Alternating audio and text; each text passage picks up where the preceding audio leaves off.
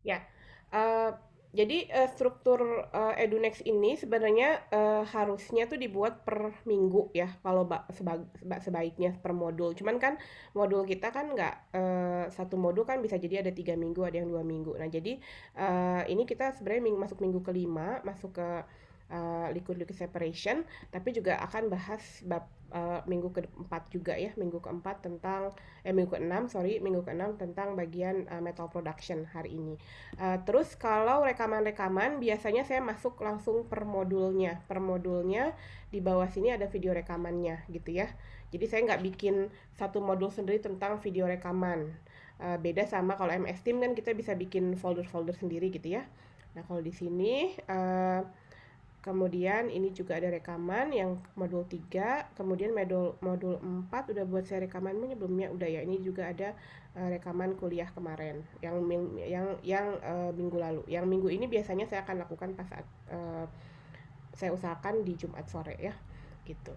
Oke, sekarang nah kemudian di pirometalurgi di bagian 3 ini juga ada additional video. Saya cari-cari video dari YouTube kira-kira kayak gimana sih bentuknya uh, tungku gitu ya, bentuknya smelter dan sebagainya. Silahkan kalian kasih kalau ada waktu bisa tonton ini karena di sini yang ini bagus tapi dia 18 menit ya. Jadi terlalu panjang kalau kita bahas sama-sama.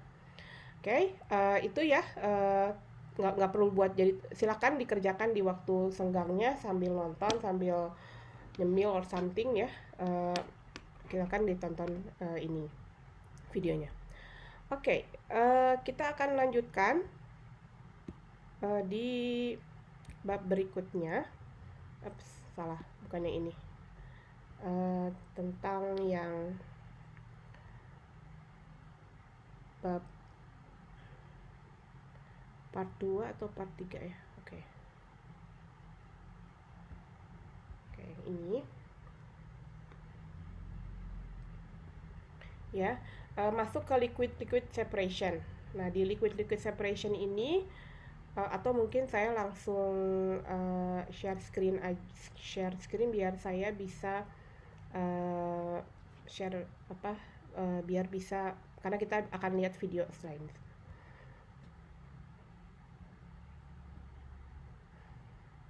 oke ya. Nah baik, jadi minggu lalu kemarin kita sudah masuk ke bagian tentang liquid-liquid separation ya. Di liquid-liquid separation ini uh, seperti kita ketahui kemarin bahkan ada beberapa lelehan yang dia tidak saling larut satu sama lain. Maka dan dia tapi dia bisa berinteraksi, dia bisa nempel. Kayak kalian punya air sama minyak, kalian kocok-kocok, ya, kalian punya kocok-kocok kocok-kocok seperti itu nanti dia akan nyampur ya. Nah, saat nyampur, saat dia berkontak nempel satu sama lain, dia bersinggungan, maka disitulah terjadi reaksi kimia gitu, seperti itu. Oke, sebelum kita tahu apa itu liquid liquid separation, saya ingin memberikan satu video dulu tentang uh, oxygen steel making. Salah satu aplikasi ya. Oke, kita sama-sama dengarkan.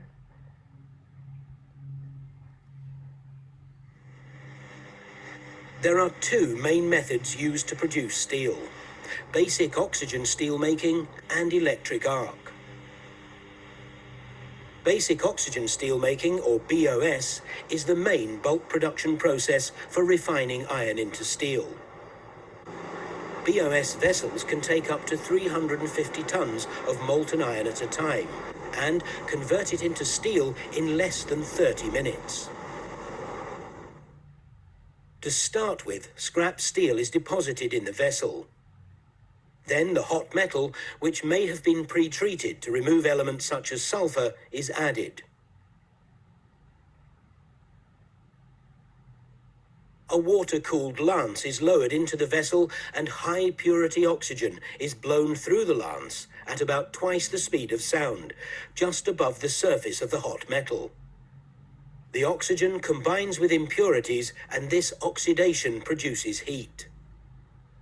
Temperature is controlled by the quantity of scrap steel and by the addition of iron ore, both of which act as coolants. The oxidized carbon creates carbon monoxide gas, which can be collected, cleaned, and used as a fuel. Lime is added as the oxygen is blown, and this combines with other oxidized impurities to form slag. The quantities of scrap, hot metal ore, lime, and other fluxes are precisely calculated to ensure correct temperature and composition of the steel. Refining can be assisted by injecting argon, nitrogen, or oxygen through the base of the vessel, and a sublance is used to measure carbon and temperature during the blow. This allows final adjustments to be made. During tapping, the steel composition is adjusted even further by alloy additions. At this stage, the carbon has been reduced from around 4% to about 0.05%. Finally, the vessel is tipped to remove the slag for recycling.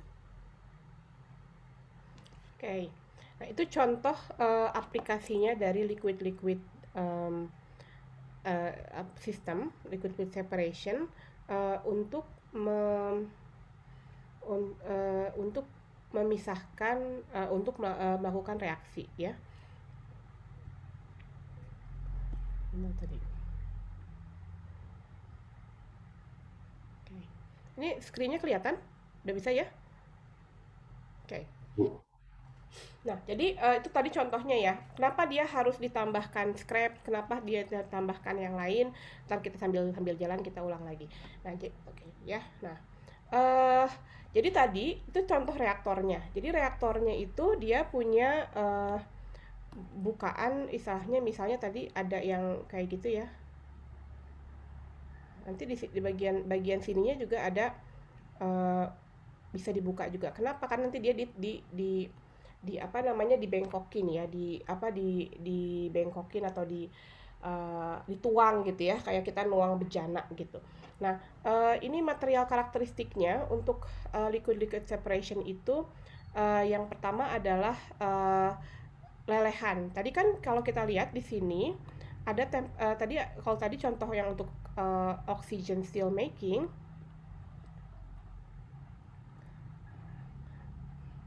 Jadi oxygen steel making itu, steel itu baja, making itu pembuatan baja menggunakan oksigen. Terus tambah lagi kadang-kadang di sini ada namanya basic oxygen steel making. Kenapa? Karena dia bersifat basa, bukan dasar ya. Basa gitu. Jadi basic oxygen steel making itu dia buat membuat baja dari besi. Kenapa dia buat baja dari besi?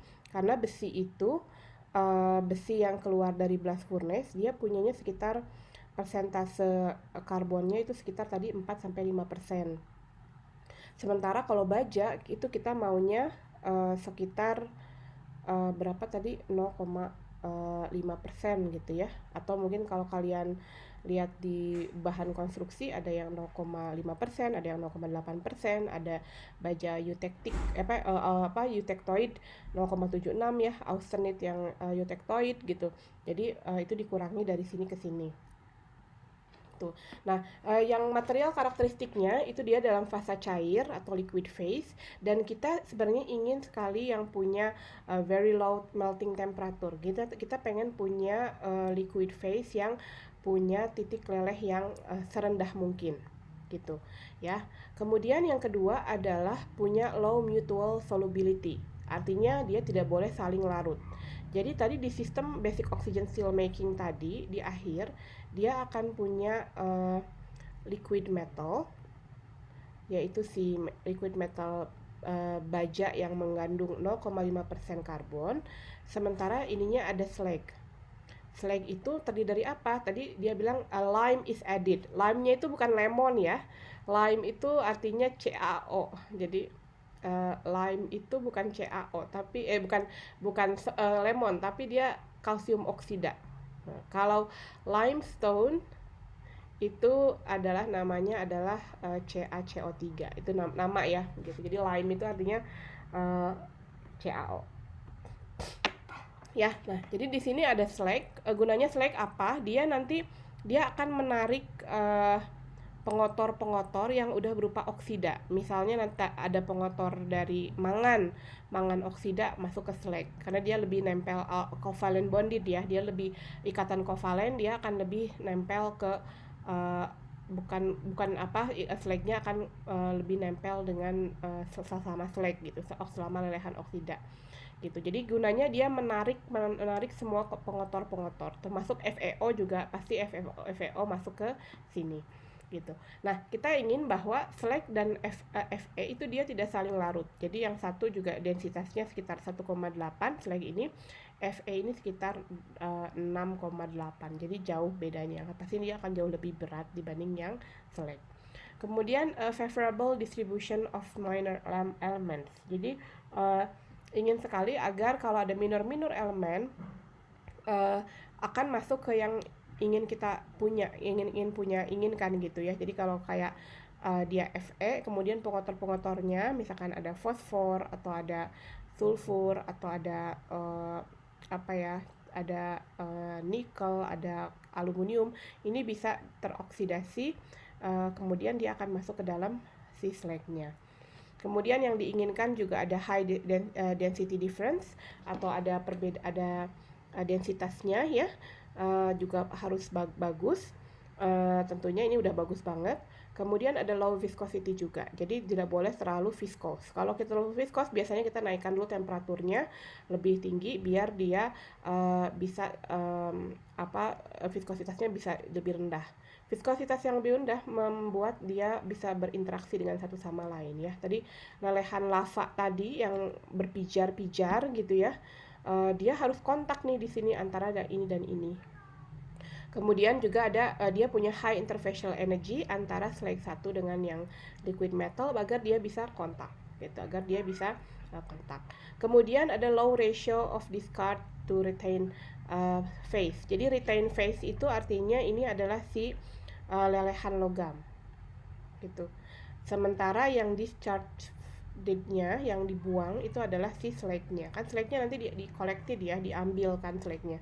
Kalau udah dingin dia diambil, kemudian nanti dia jadi limbah tanda kutip ya gitu. Jadi limbah walaupun masih bisa dipakai sebagai konkrit untuk badan jalan gitu ya. Tapi kan dia jadi jangan sampai kita misalnya saya mau memproduksi 100 ton 100 ton baja, saya juga butuh 100 ton slag gitu ya. Jadi kan ya sama volumenya jadi besar sekali. Nah, kemudian tadi dari reaktornya kita bisa juga melihat bahwa ada the point of introduction of charge-nya, gimana saat dia dimasukkan. Kemudian tadi ada di tengahnya itu tadi ada lance itu kayak tip gitu ya, kayak pipa kecil untuk memasukkan oksigen ya. Kemudian di removal of liquidnya, apakah di sini dibuka kemudian tadi tuang geser tadi ya ke pinggir, lihat di videonya.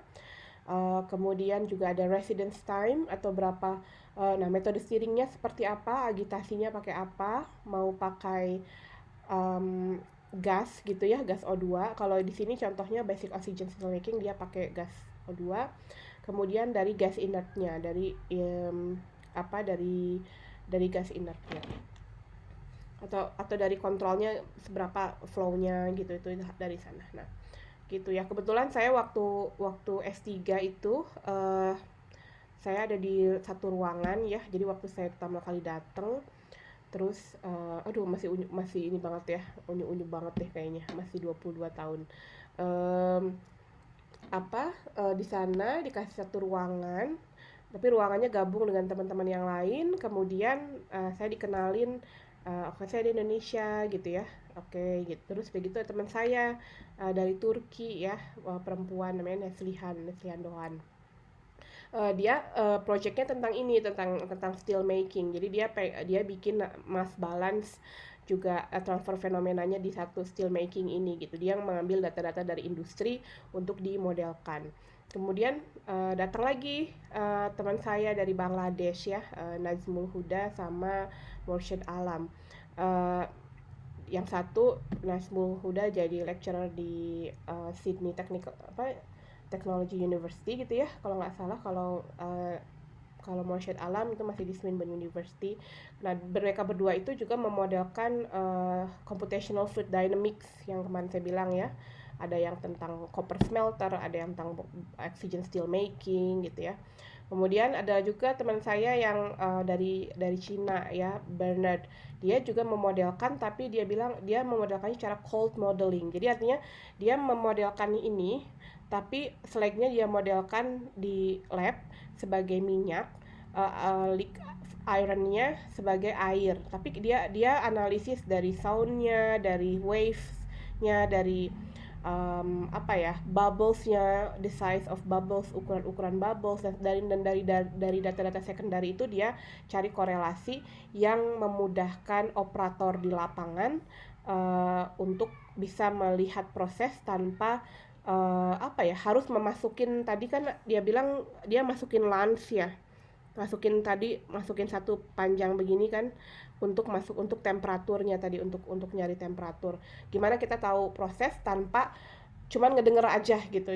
Itu teman saya Bernard. Nah, jadi di satu kelompok itu, di satu ruangan itu, saya tentang magnesium. Kebayang kita dan selalu grup meeting di satu ruangan, kemudian dalam ya biasanya seminggu sekali grup meeting, masing-masing cerita ngerjain apa aja. Nah, jadi ketika saya lulus dari S3, saya jadi tahu semuanya ya, saya jadi tahu seluruh pirometalurgi gitu, even all the details gitu. Terus teman saya datang lagi dari Indonesia tentang aluminium, terus yang satu lagi datang lagi tentang apalagi ya, tentang silikon gitu ya. Jadi kita we're part of group gitu, jadi banyak sekali gitu.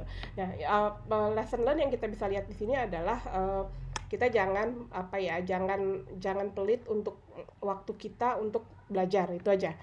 Kalau misalkan tentang belajar apapun, kalau kita difasilitasi, ambil ya, siapa tahu itu bisa berguna buat kalian di kemudian hari gitu ya. Oke, kita lanjut ya. Nah, sekarang yang pertama, liquid formation. Oke. Raihan ada di sini, Raihan? Halo. Ya, Raihan siapin itunya ya, PPT-nya kamu ya. Saya mau nunjukin PPT-nya kamu nanti. Oke. Nah, ini saya mau cerita bahwa nanti sambil dibuka ya PPT progress meeting kamu kemarin ya. Jadi saya mau cerita ini nih. Jadi sebenarnya kalau kan kita tadi butuh slag ya. Tadi di sini kita butuh slag untuk dia nyerap sesuatu ya, untuk nyerap pengotor dari si Fe ini gitu. Dia mau nyerap. Nah, berapa komposisi yang tepat untuk si slag ini gitu. Yang pertama, yang paling penting adalah liquid formation, atau kapan si slag tersebut dia jadi liquid. Karena slag itu kan batu ya, oxides gitu ya, kayak batu kapur gitu, kayak silika, kayak pasir gitu ya, dalam room temperature of course gitu.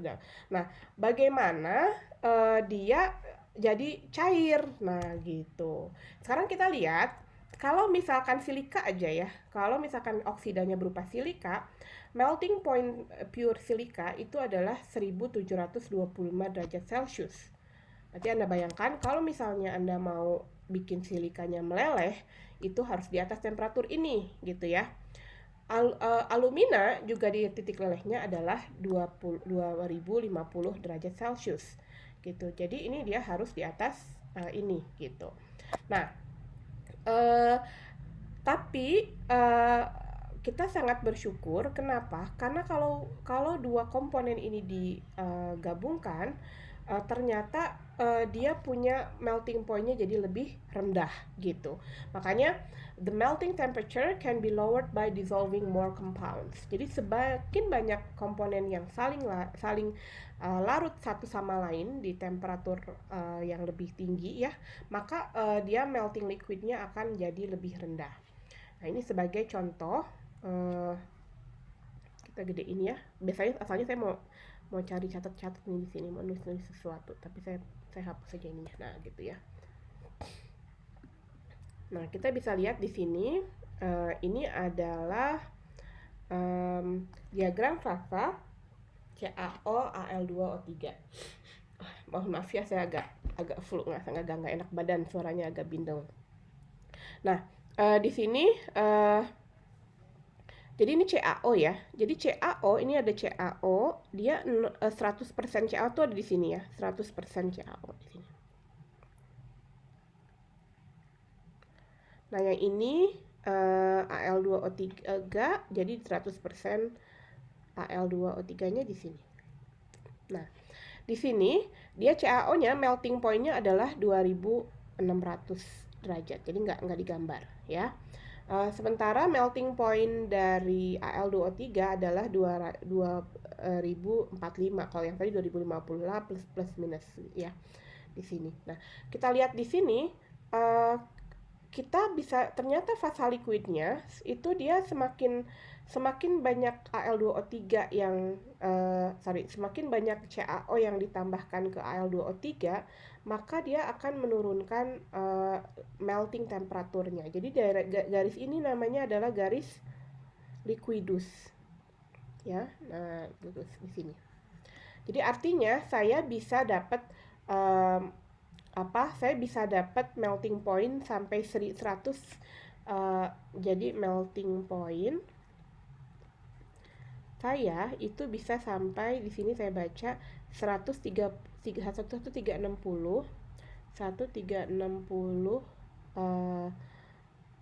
plus minus 5 derajat pada berapa persen CA. Nah, pada saat dia mungkin 50-50 ya, 50,65%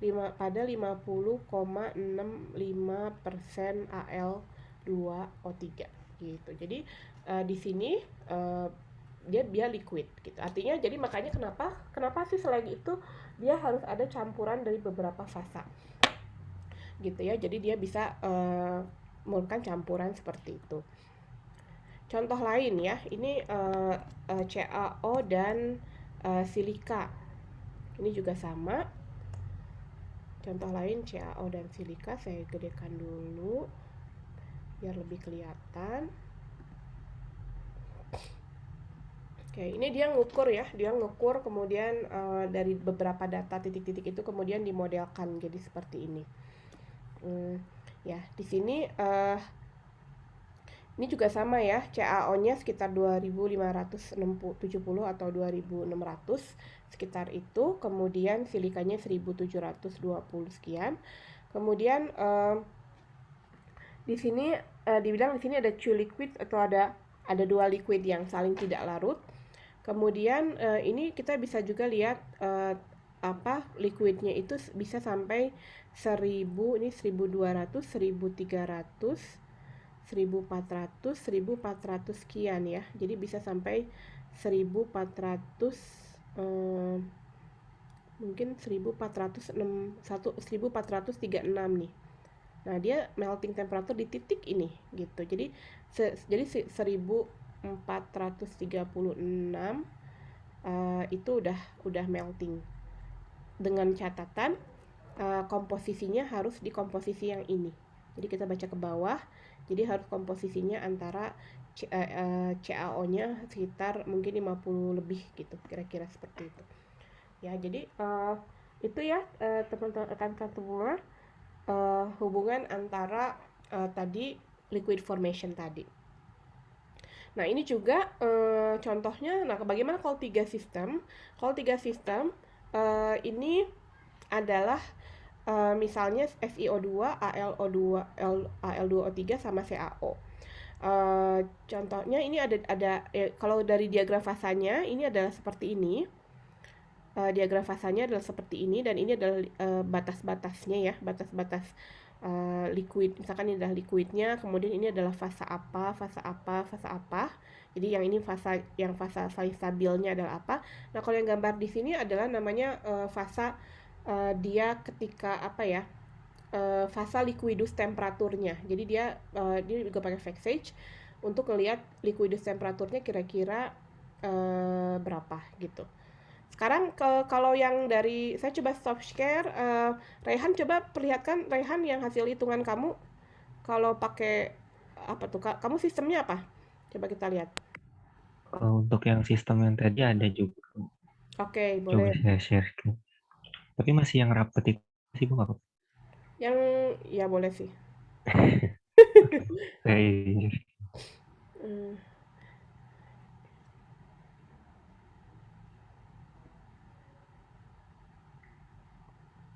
oke sudah terlihat. Nah, oke. Ini Raihan pakai Vexage. Saya bisa gambar nggak? Oh, nggak bisa ya. Nah, di sini nah di sini jadi dia bisa lihat. Raihan coba yang bawah. Jadi ini antara CaO, Al2O3 sama silika ya. Iya Bu, ini mirip yang Mm-mm. tadi. Jadi dia mencari kayak gitu, terus udah gitu, eh jadi dari situ dia bisa lihat misalnya nih, cara bacanya adalah cara bacanya ini mirip kayak ekstraksi ya, ekstraksi misalnya coba kamu satu point point something deh. Saya nggak bisa gerak soalnya nggak bisa. Anotasinya bisa nyalain nggak ya? Gimana caranya? Bentar. Hmm, option request remote control bisa nggak? Coba saya request. Oh, oke. Ya. Saya bisa ini kelihatan gambar saya? Halo? Belum Bu. Belum? You can control Rehan screen. Di saya tulisannya masih waiting. Oke. Oh, oke. Bisa di-approve nggak? Udah itu Bu sepertinya. Kalau kursor saya jalan gini kadang kelihatan nggak? Iya jalan sendiri. Jalan sendiri kursornya. Iya. Oh, itu di kursor saya yang jalan ya. Oke. Nah, jadi caranya ini kan ini adalah 100% CaO, yang sebelah sini adalah 100% Al2O3, yang ini adalah 100% SiO2 gitu. Kemudian misalnya saya pengen punya slag yang dia harus temperaturnya 1600 misalnya. Gini ya. Misalkan 1600 nih di sini. Wah. Nah, memang ini agak susah sih ya. Ini harus Raihan yang nyari ya. Karena apa namanya? Nanti datanya kalau diklik begini dia bisa bisa lihat temperatur berapa gitu ya Raihan ya. Iya Bu di yang Nah, bar di atas. di bar mana?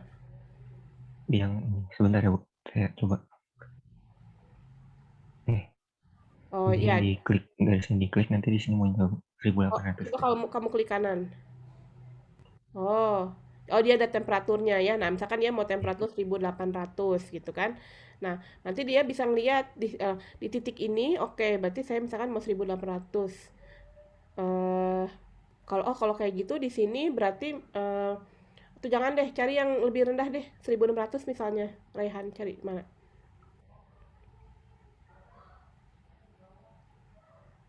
Mungkin ganti yang itu aja kali ya Bu. Untuk yang lebih renggang. Mm-mm. Gak apa-apa yang ini juga, asal yang lebih rendah ke sini kali. Yang dia lebih lebih biru mungkin ya, lebih biru tua ya. Cari yang lebih Ini biru aja tua. kali ya Bu ya. Belum kelihatan? Lihat. Yang SEO2 L23 sama yang biru belum terlihat. Nah, udah dah. Oke, kelihatan. Ya, cari yang biru tua. Yang biru tua banget deh, coba. Yang ini atau yang 1660 dulu. Misalkan yang ini gitu. Nah, misalnya yang ini ya, dekat 1660. Oke. Nah, jadi di sini berarti kalau gitu selama kita masuk dalam line ini, misalkan yang ini ya, ya oke deh yang enggak yang merah ini ya. Selama kita masuk dalam line ini, asal komposisinya dia begini, maka nanti temperatur liquidusnya adalah 1660. Artinya si slag itu, si komposisi si slag antara Al2O3, MgO dan SiO2 adalah 1660 gitu. Jadi slag chemistry-nya ya untuk tahu resepnya berapa MgO yang dimasukin misalnya. MgO dapatnya dari mana? MgO itu biasanya dapatnya dari dolomit yang paling banyak di pasaran ya. Dolomit adanya dalam bentuk CaO dan MgO. Jadi CaO-nya juga sebenarnya masuk gitu. Berarti sebenarnya di sini mestinya ada CaO. Kemudian silika dapatnya dari mana? Silika dapatnya dari pasir silika. Pasir silika tapi kadang dia ada FeO. Jadi dia kadang ada sedikit pengotor FeO-nya juga. Alumina dapatnya dari mana? Alumina dapatnya dari clay ya. dari clay yang ada alumina dan silikanya juga. Jadi ini nanti slag chemistry-nya atau orang proses yang menghitung berapa kebutuhan slagnya itu akan perlu lumayan ya, lumayan hitung-hitungannya ya, berapa persamaan yang tidak yang tidak linear gitu. Nah, kalau di sini contohnya misalnya em, ini Raihan sama Saiful menganalisis kalau dia punya rata-rata seperti apa sih abunya biomasa abunya bituminous coal ya. Di sini daerah-daerah sini. Jadi artinya dia nggak punya MgO ya, MgO-nya sedikit hanya. Nah, cara bacanya kalau MgO karena dia 100% ke sini, maka ini dia 0,9, 0,8, 0,7, 0,6 terus sampai daerah sini, terus buat garis yang paralel dengan garis dasar ini gitu. Dia buat garis paralel terus dia ke sini. Jadi mungkin sekitar 0,05% ya, kira-kira sedikit ya MgO-nya 0,05% gitu. Bagaimana kandungan Al2O3-nya gitu? Al2O3-nya berarti kira-kira ini 100%-nya di sini. Salah ya. 100%-nya di sini. Kemudian berarti dia akan di sini ya. Nah, kita cari garis yang sejajar dengan dasarnya si Al2O3. Jadi yang lihat garis dasar yang tegak lurus sama si titik Al2O3 di sini. Jadi kita tarik garis ke sini. Misalkan yang segitiga ini kecil ya. Kita tarik ke sini. Nah, ini adalah 0,3. Artinya Al2O3-nya itu adalah 30%, sementara SiO2-nya itu sekitar 70% dan dia punya sedikit sekali Mg gitu. Itu contohnya. Kalau bagaimana kalau misalnya 4 komponen, 5 komponen. Nah, ini kita bisa karena kita cuman maksimal 2 dimensi ya.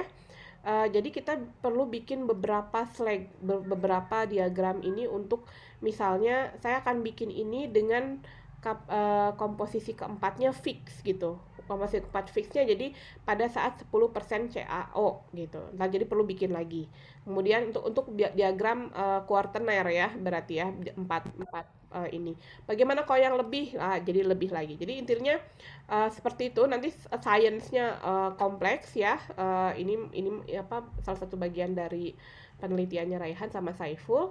Tapi yang saya lihat di sini adalah untuk mata kuliah ini kita cukup bisa membaca ya, cukup bisa membaca dan kira-kira harus tahu di mana nih temperatur lelehan saya harus di mana gitu, kayak gitu ya.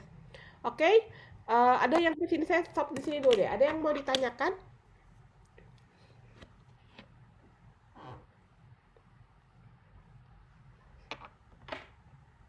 Atau bingung ya pasti kayaknya ya. Kenapa Raihan sama Bunyi dibuat seperti ini gitu ya misalnya ya.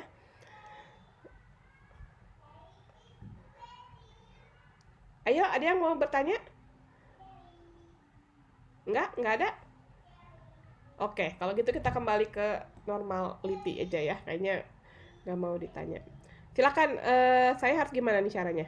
Stop remote control, saya akan ulang lagi. Sekarang Raihan silakan stop saya, terima kasih. Saya akan lanjutkan. Mana tadi ya?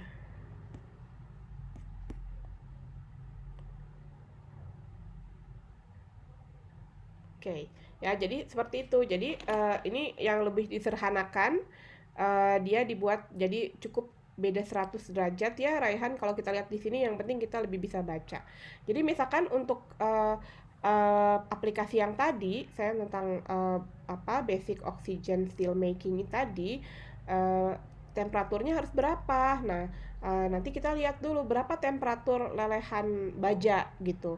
Temperatur lelehan baja itu sekitar 1600-an gitu ya. Jadi mungkin 1650-an. Jadi kita harus lihat berapa liquidus temperatur yang kira-kira di 1600 mungkin ya. Jadi 1650 dia sudah leleh. Jadi kira-kira mungkin sepanjang garis ini atau bisa sepanjang garis ini, bisa sepanjang garis ini gitu ya, yang ini 1600, atau mungkin sepanjang garis ini Nah, untuk tahu cari yang relevan, saya mau ngambil komposisi yang mana, lebih banyak CaO kah, lebih banyak Al2O3 kah ya, ke arah Al2O3, atau banyak silika, nanti disesuaikan dengan keperluan proses yang lain. Misalnya banyak silika nggak apa-apa gitu ya, atau kadang-kadang bisa jadi pertimbangan dari keekonomian, misalkan batu kapur paling murah berarti banyak CaO juga nggak apa-apa gitu ya, dan juga dia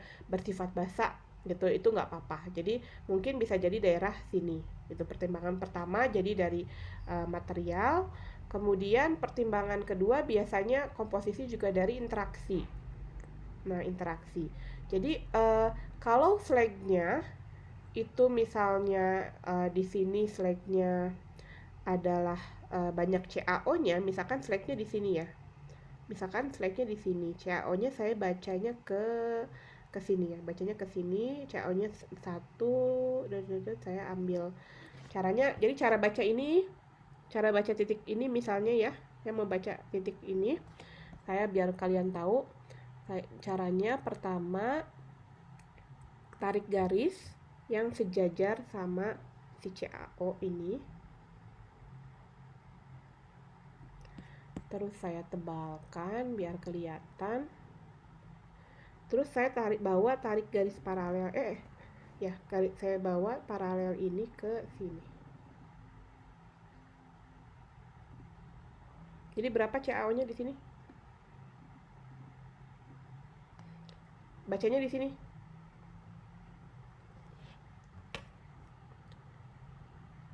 Berapa persentase CaO-nya yang saya baca? 50. Ya, berarti persentase CaO-nya adalah 50% kira-kira ya. Nah, terus untuk baca silika gampang, kita tarik juga garis yang sejajar dengan yang bawah. Karena titiknya di sini silikanya, maka kita tarik garisnya yang ini, yang dia menghadapnya. Itu ya.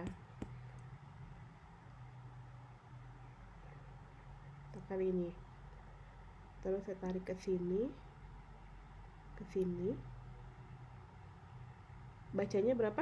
0,2, 0,3. Berarti mungkin 0,27 kali ya, kira-kira di situ ya. Jadi ini adalah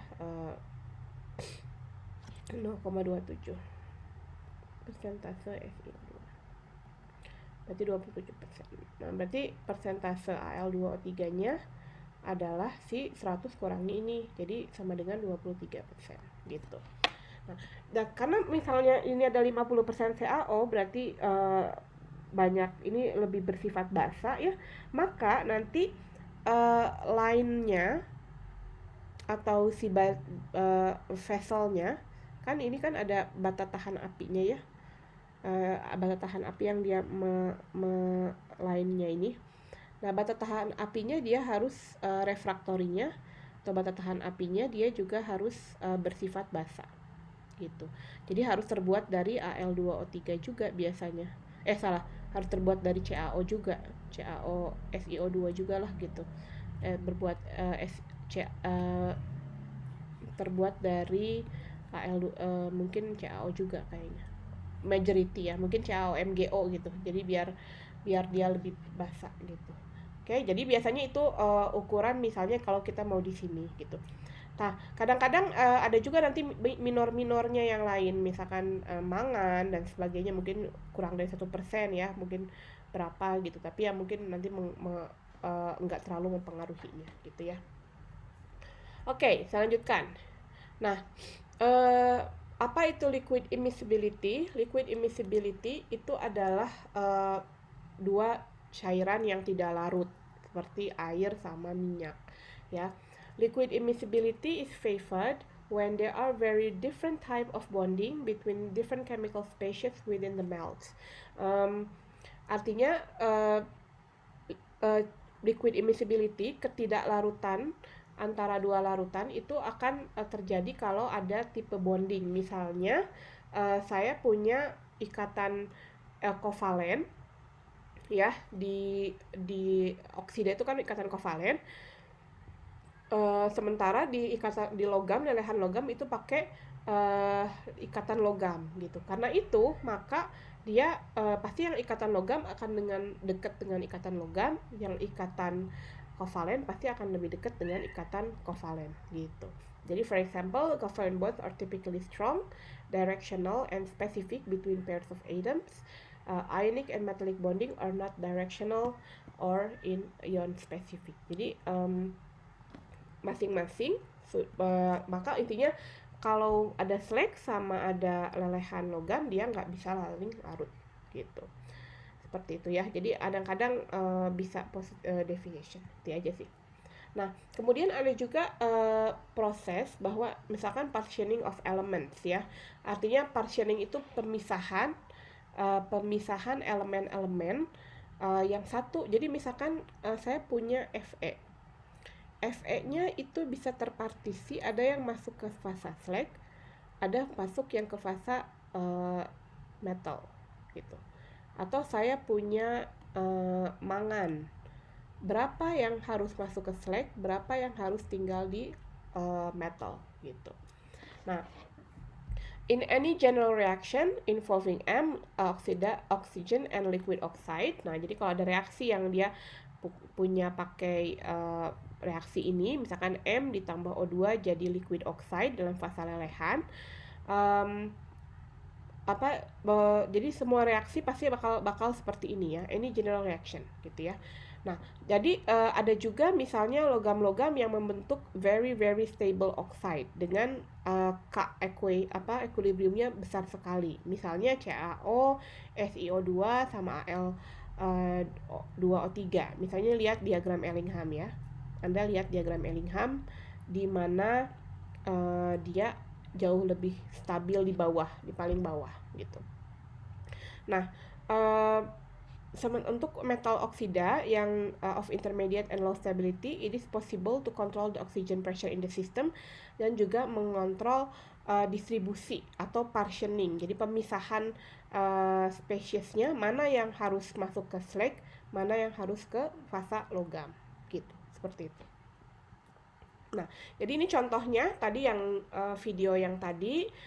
Jadi ini satu namanya, ini adalah satu crucible besar ya. Yang paling atas ini, menurut kalian yang paling atas ini slag atau lelehan logam? Slag, Bu. Slag ya, karena slagnya kan paling ringan ya di atas ya. Jadi yang bawah sebenarnya meltnya seperti ini gitu. Nah, jadi misalkan ini ada sistem ya. Jadi di bawahnya itu adalah ada sistem misalkan Fe. Fe-nya itu mengandung pengotor. Pengotornya itu mengandung Si, Al, sama Ca. Gitu. Nah, jadi gimana caranya untuk kita kan sebenarnya pengen Fe-nya dia lebih banyak ya, sedikit sekali gitu pengotornya gitu. Maka kita akan lihat di sini misalkan reaksi Fe ditambah setengah O2 ini jadi FeO dalam bentuk liquid juga ya, FeO dalam bentuk liquid. Nah, seperti ini gitu. Nah, kalau misalnya Fe-nya besar, kalau misalnya oksigennya besar, Fe-nya juga akan teroksidasi. Iya nggak sih?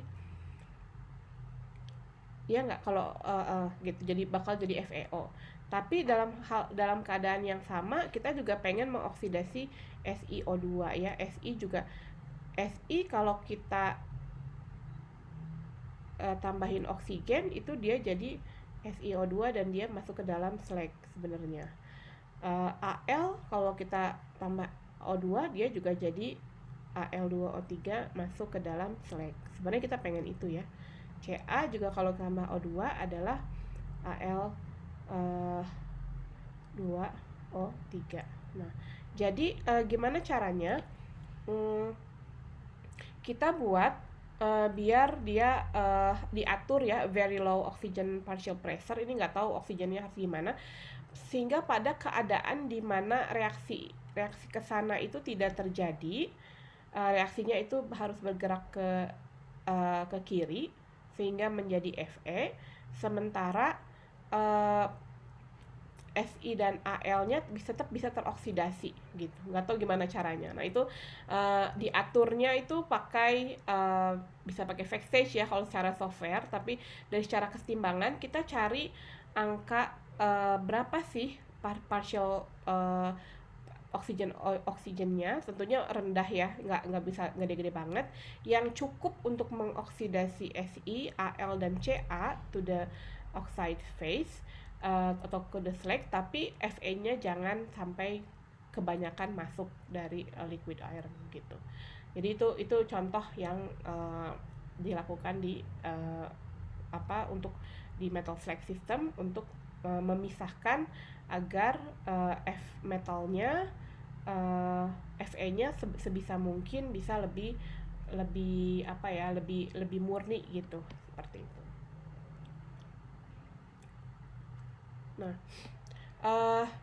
Jadi jadi the low oxygen partial pressure will lead separation of Fe to the metal phase, and the unwanted material may be separated to the slag phase. Jadi kita pokoknya nanti itu di prosesnya kita akan atur agar Fe-nya masuk ke fasa metal, sementara yang tadi ada Ca, Si, terus ada Al, dia teroksidasi sehingga masuk ke fasa slag gitu. Nanti dihitung sampai berapa, kemudian di slag tersebut nanti juga ada Si-nya, the final slag composition-nya juga diukur ya kira-kira berapa, untuk agar slag-nya itu bisa leleh di 1300. Ini untuk pemrosesan besi ya, untuk membuat besi gitu, untuk bukan baja gitu. Ini merupakan basis dari iron making atau dari pembuatan besi gitu. Di sini juga ada contoh lagi, ada diagram fasa, tapi dia melihat activity of SiO2 gitu, karena kita pengen activity of SiO2-nya harus gimana nih, harus kecil atau harus besar gitu, biar dia lebih bagus gitu, seperti itu. Ini ada contoh gambar lain ya. Kemudian itu nanti kita bisa balik lagi tentang oxygen steel making nanti saat kita melihat tentang metal production. Kemudian kita lihat contoh lagi tentang teknologi dari smelting ya. Ada apa saja sih teknologi reaktornya, harus kayak gimana. Misalkan ini contoh misalnya adalah namanya flash melting furnace. Nanti ini masuk ke topik yang sebenarnya tentang copper ya. Jadi di sini ada konsentrat. Kemudian nanti dari konsentrat ini kita bereaksi. Nanti tiba di sini dia, kalau kita lihat ini dia punya dua fasa ya. Dia punya dua fasa di sini. Nah, atau dia namanya flash melting furnace atau reverbatory furnace. Yang pertama ini ada jadi fasa slag. Ini ada fasa matte. Kan slag konsentratnya dari copper itu kan ini ya, copper sulfide ya. Nah, copper sulfide itu ya kalau dia ini jadi matte ya, jadi lelehan sulfida itu disebutnya matte. Nah, ini direaksikan nanti jadi ada slag. Nah, slagnya akan bereaksi, mungkin dioksidasi, dan sebagian matte-nya itu yang ada sulfurnya. Ini sulfurnya akan teroksidasi jadi apa? SO2. Makanya SO2-nya ke atas. Makanya ini chamber-nya gede ya, exhaust pipe-nya jadi gede banget gitu, karena dia mengantisipasi ada banyak sekali SO2 yang keluar. Kemudian ini juga ada concentrate burner-nya karena ada api ya, perlu buat panas awal. Kemudian ada air juga untuk supply dari udaranya Nanti di sini kalau kalian lihat ya, yang di atas itu kan dia slag, dia lebih ringan. Di sini ada tappingnya. Nah, ada tapping di sini nih slagnya.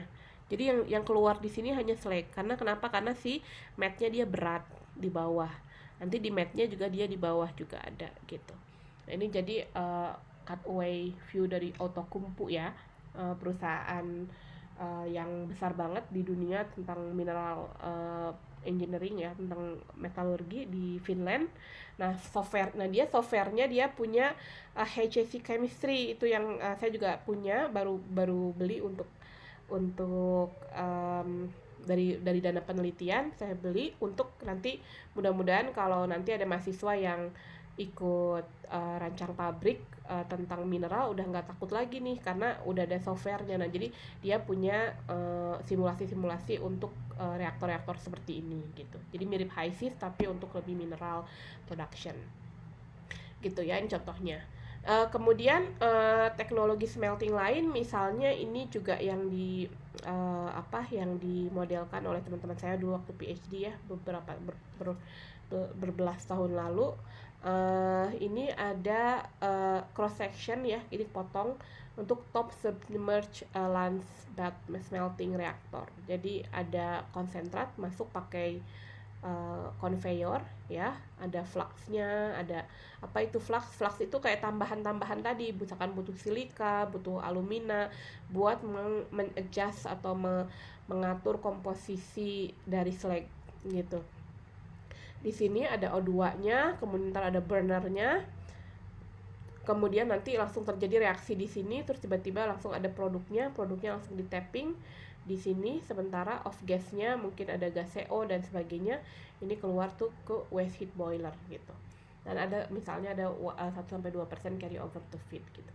Jadi ini air, udara, oksigen, dan fuel itu masuk melalui lance. Ada fuel juga di sini. Nah, begitu ke sini temperaturnya besar, maka di sini akan ada pembakaran ya, langsung ada pembakaran di sini, ada api di sini, dan dia juga tekanannya tinggi, jadi dia ada kayak kalau kalian niup sedotan gitu kan, dia ada hole mungkin di sini ya. Kemudian bad turbulence itu maka akan ada turbulensi yang sangat besar di sini, itu akan ensure fast reaction, akan jadi cepat banget reaksinya. Kemudian tapi ada desain juga di mana lance-nya, si sedotannya ini, si pipa ini tetap dingin. Jadi dia di antara dua ini tuh si lance-nya itu didinginkan sama air. Bayang nggak? Jadi kayak double pipe ya kayaknya ya. Kayak double pipe. Jadi tetap kuat gitu ya, tetap dinginkan. Bahkan slag splash-nya juga ada slag-nya langsung dingin. Jadi kalau ada slag ke sini, kena nempel ke sini nih, misalkan dia desainnya mungkin seperti ini ya, mungkin ini lance-nya untuk buat O2-nya, kemudian buat fuel, terus juga mungkin buat air-nya. Nah, gitu. Terus di sini ada water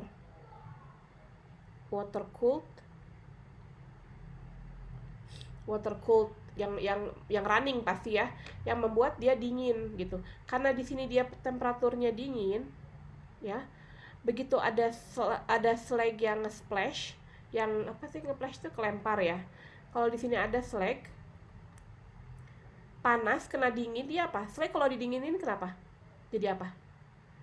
Jadi padat dia, jadi batu di sini. Nah, ini ada slag splash, dan lama-lama dia jadi nge-protect sendiri gitu. Jadi nanti ada layer di mana di sini layer ujung sini layernya adalah slagnya lebih apa ya, lebih kayak memprotek dirinya gitu. Jadi si lensnya nggak rusak gitu, seperti itu. Ya itu udah masuk ke teknologi banget ya, makanya teknologi udah bukan chemistry lagi, udah masuk ke teknologi gitu. Ada juga ini contoh lagi teknologi smelting lain adalah ini, namanya yang disebut dengan submerged arc furnace ya. Jadi arc furnace itu seperti ini, electric arc furnace itu seperti ini.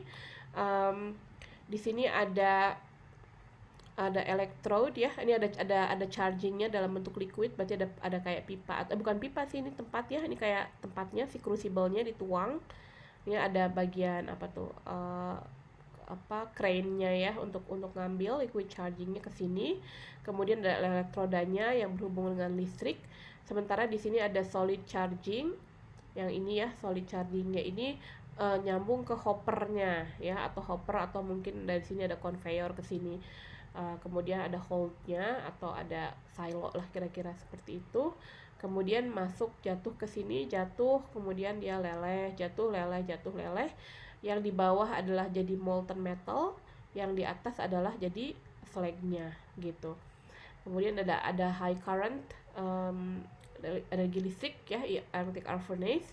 Kemudian mungkin ini submerge-nya itu, jadi elektrodanya kalau IAF itu dia nggak nempel gitu, jadi dia elektroda terus dia ininya lelehannya, tapi dia tetap panas ya dengan prinsip kerjanya. Nanti kalian coba lihat bagaimana sih prinsip kerja dari electric arc furnace.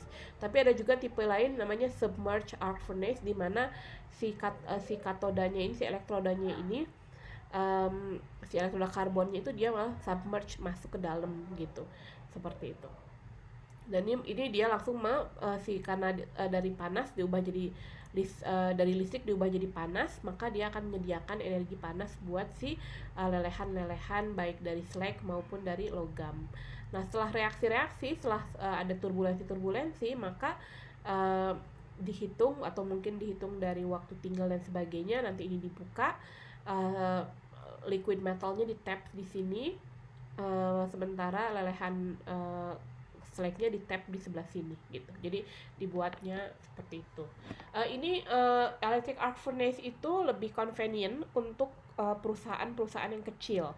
Jadi kalau saya punya, misalnya Anda punya bisnis tentang steel ya, saya dulu pernah berkunjung ke Jatim Steel. Dia punya beberapa electric arc furnace, mungkin bisnisnya nggak gede-gede banget gitu, tapi cukup sustain. Jadi dia bisa masukin liquidnya bisa dari scrap metal ya, dari besi-besi tua gitu. Makanya kenapa besi tua ya masih ada harganya, karena nanti bisa dilelehkan kembali, kemudian di-adjust dengan beberapa alloy yang lain gitu ya, untuk membuat stainless steel dengan komposisi yang lebih bagus. Terus kemudian ini bisa kecil-kecil gitu pabriknya, satu pabrik terus satu pabrik lain, satu pabrik lain, satu pabrik lain gitu. Sementara nanti yang lain adalah blast furnace, yang seperti kita tonton kemarin ya, mungkin beberapa minggu lalu, tentang POSCO ya. Itu dia harus gede banget, itu harus jadi proyek strategis nasional, karena tonnya besar sekali gitu ya, dan memang harus besar sekali, nggak mungkin orang private gitu dia bisa ya gitu, karena dia butuh energinya besar, butuh juga kebijakan strategis dari pemerintah. Kemudian ini juga ada lagi bottom blown ya, bottom blown dari smelting reactor. Contohnya untuk memproses copper sulfide. Jadi di sini ada lance yang tadi kayak sedotan-sedotannya tadi, mungkin dia secara tidur ya bentuknya. Dia ada gas oksigennya atau ada udara di sini, dia akan membuat turbulensi, dan kemudian dia akan di sebelah sini dia akan jadi slag dan matte. Nanti slagnya di tapping sebelah sini, sementara matte-nya di tapping ke sebelah sini. Jadi itulah salah satu berbagai intinya sebenarnya ya di pirometalurgi itu liquid separation, di mana reaksinya di sini gitu ya, nanti pemisahannya juga di sini. Begitu. Oke, nah apa saja yang mempengaruhi tentang physical separation dari cair-cair tadi? Maka tadi dispersi dari liquid droplets. Kalau kalian ngocok-ngocok air sama minyak, kalau awal banget ya pada T sama dengan 1 detik, pasti dia masih terdispersi ya. Tapi kalau kita tungguin semenit, lama-lama droplet tadi bisa ngegabung satu sama lain, kemudian dia teraglomerasi. Nah itu juga, these droplets should be allowed to agglomerate dari and from physically distinct layer. Nah, itu yang kita perlu masukkan. Ups, maaf ya, saya kok jadi hilang. Oke. Bentar, saya cek dulu. Oke. Ya, ini ya. Masih kelihatan ya? Oke. Suara saya kedengeran atau saya harus lebih keras? Masih Bu, masih. Oke, masih keras. Oke. Nah, jadi droplet-droplet ini kita harus nanti berpengaruhnya ke waktu tinggal. Jadi berapa waktu tinggal yang ada di dalam furnace itu tergantung dari droplet-droplet tersebut.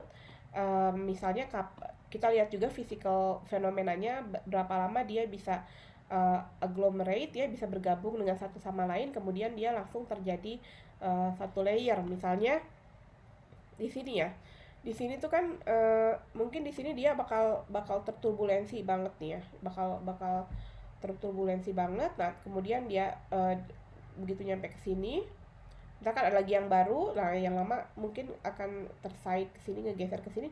Di sini kita biarin dulu supaya dia settling,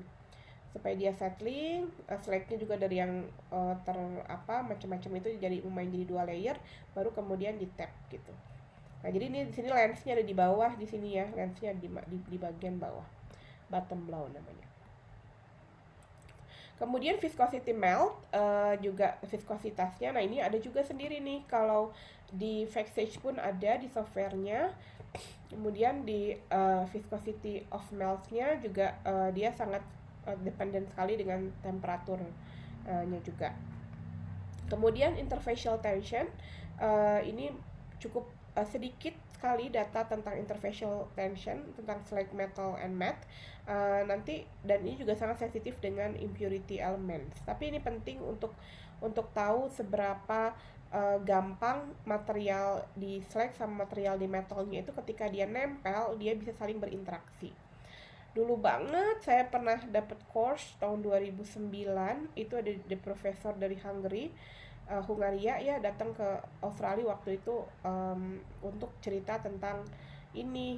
Cuma saya udah lupa banget ya, dan nggak masuk. Dia proses teknik kimia juga sebenarnya. Saya juga udah mungkin perlu refresh lagi nih belajar tentang ini. Tapi anyway, ini untuk pengetahuan aja bahwa kita butuh ilmu tentang interfacial tension between slag matte and matte, slag and metal, slag and matte, juga atau metal dan matte. Oke. Nah, selanjutnya adalah compound formation ya. Oke, jadi tadi yang liquid sudah cukup sampai sini. Sebelum saya pindah, coba mungkin silakan kalau ada yang mau bertanya. Ibu, saya ingin bertanya, Oke, silakan. kalau untuk reaktor pirometalurgi kan sebagian besar terbentuk slag gitu ya Bu. Nah, Ya. apakah ada masalah kayak di boiler gitu Bu? Maksudnya di kasus yang pembakaran biomasa kan misalnya slagnya bisa nyumbat ini boilernya, sedangkan kalau di sini ada masalah kayak gitu juga nggak sih Bu? Atau Nggak ada masalah sama sekali ya, oke. Karena kamu bermasalah ya, kenapa di sini kok nggak ada masalah? Oke.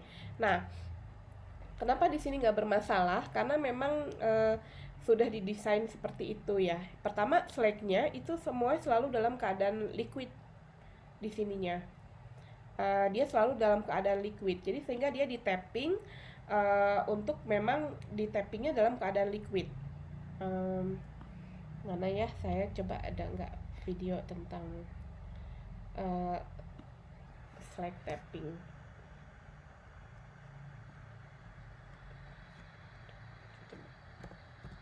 Kita coba lihat YouTube.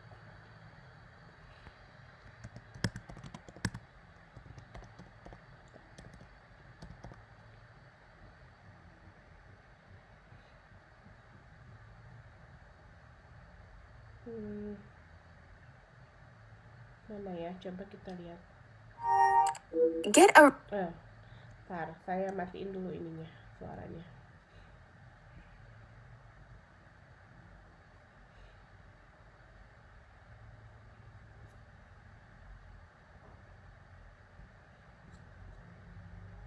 Oke, sekarang saya akan stop share. Saya coba share dari screen ini ya. Kita lihat nih, ini slag. Jadi dia tuh didinginkan, terus kemudian si slagnya digranulasi gitu. Kita coba lihat sini.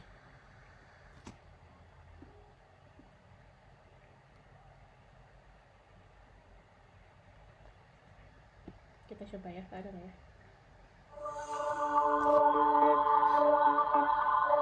Each year, approximately 400 million tons of blast furnace slag are tapped worldwide. Most of the slag is either dumped or cold quenched with water to form a granulated product that can be used as a clinker substitute in the cement industry. However, the heat energy contained in the molten slag is lost to the environment. This is an enormous waste of energy. Nah, oke, itu aja ceritanya dulu ya. Jadi di sini gambar tadi, mana tadi yang tadi? Dia itu keluar dari reaktornya masih dalam bentuk lelehan gitu. Jadi dia di tapping, ini namanya slag tapping, kayak apa, dituang gitu ya. Slag tappingnya masih dituang, kemudian dia jadi nggak bermasalah gitu dan kemudian ini memang ada layers dari slag yang beku ya, tapi nggak masalah gitu. Jadi dia memang buat di tapping. Ada yang langsung dibuang tadi, ada juga yang nanti digranulasi, jadi dibuat jadi ada yang dibuang kayak gini ya. Ngeri banget ya ini. Jadi liatin, ini kayak keras atau kerak ya. Di bawahnya ini adalah slag yang masih leleh, kemudian diangkat, dituang, kemudian dituang ke limbah, jadi dibuang gitu. Nah, tapi ada juga yang mana tadi? Ada yang digranulasi nanti gitu. Seperti itu. Ya, nanti bisa lihat videonya. Kebayang nggak, Raihan? Menjawab nggak? Iya, Bu.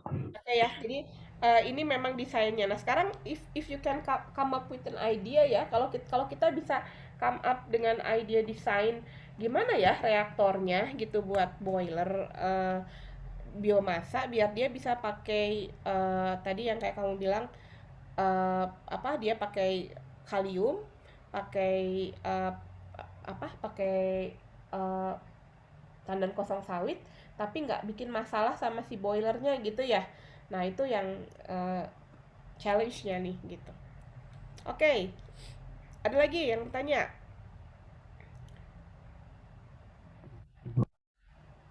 Oke, silakan.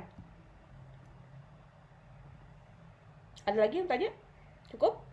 Cukup ya? Oke, kita lanjutkan ya.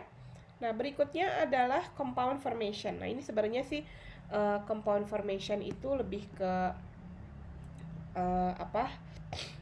lebih ke, saya mau drawnya, saya matiin dulu bentar ini ya, biar dihapus saja. Berbagai jenis metal compound yang kita tahu ya.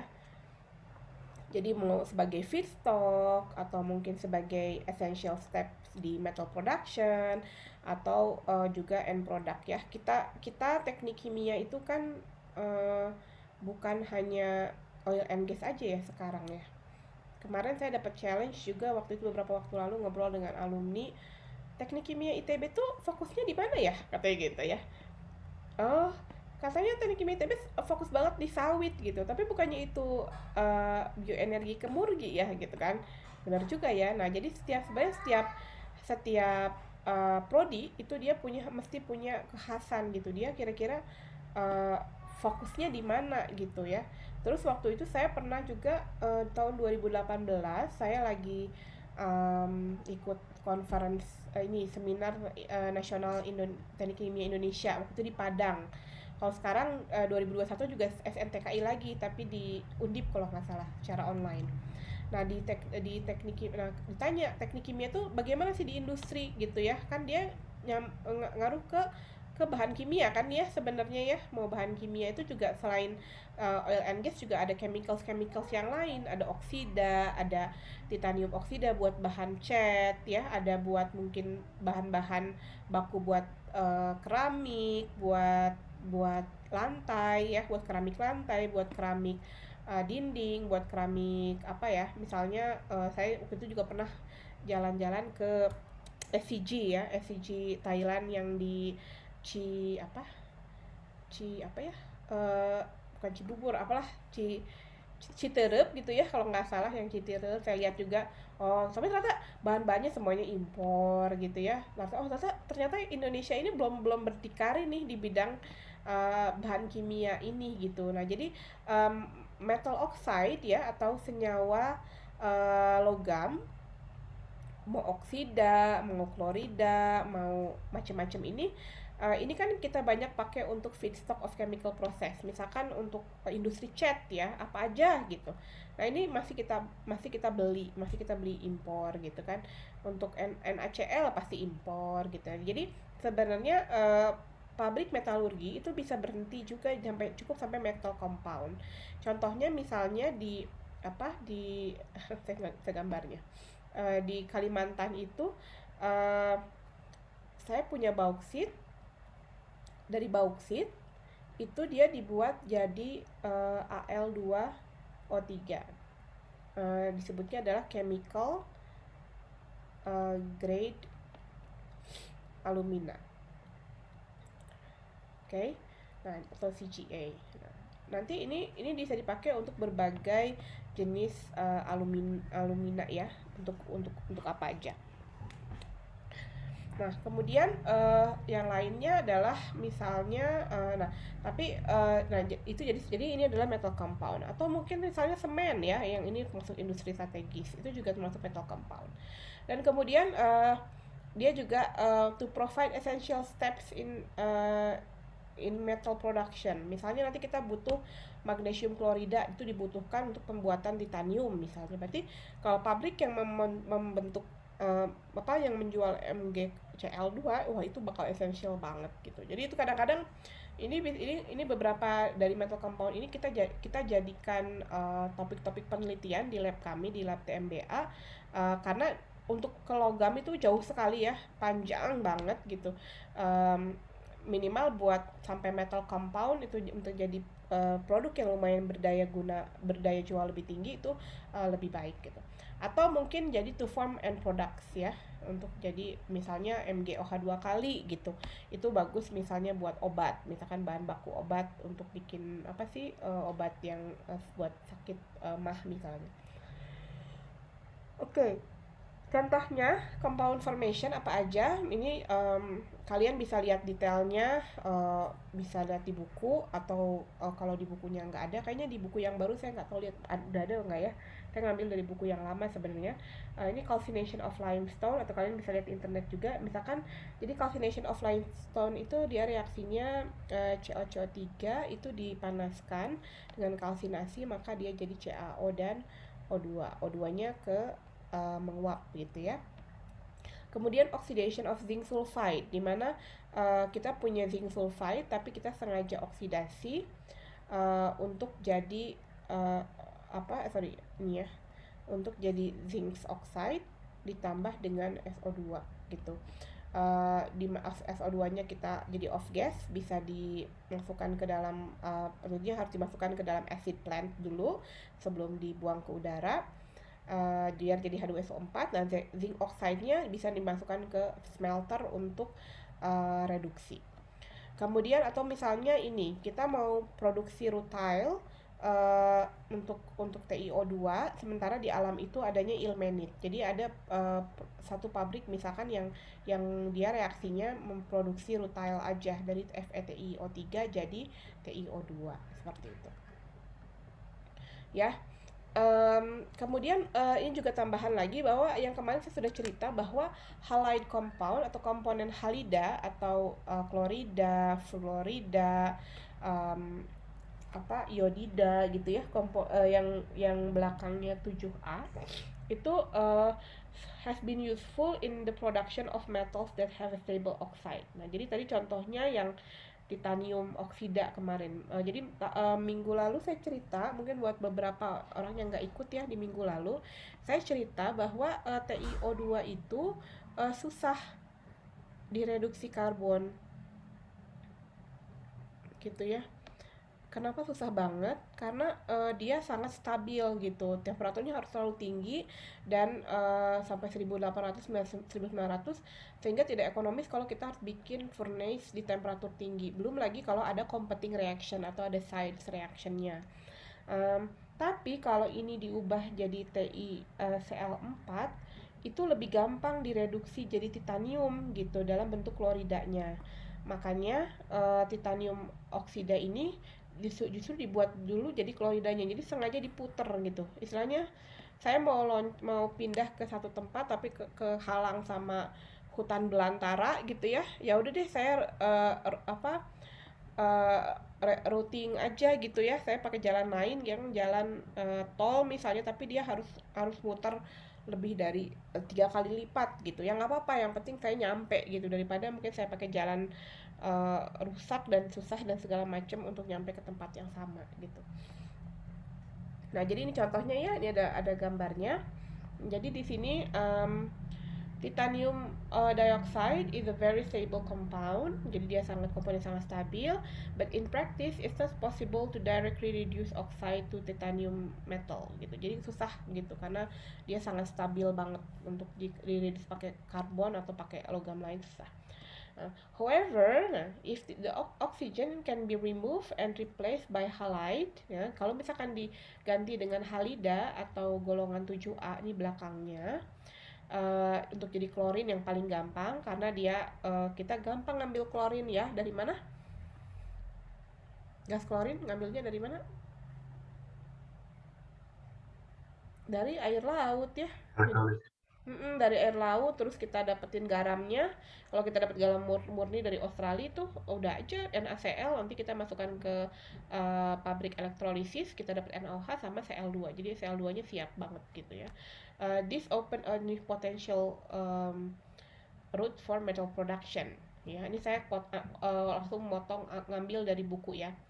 The rutile atau TiO2 concentrate or synthetic rutile itu can be treated by chlorination in the presence of carbon at 500 degrees Celsius. Nah, ini lunak banget nih, tadi dari yang asalnya 1800 derajat, ini tinggal jadi 500. Makanya 500 derajat kalau di metalurgi disebutnya temperatur rendah, very very mild dia bilang ya, terlalu sangat lunak operasinya.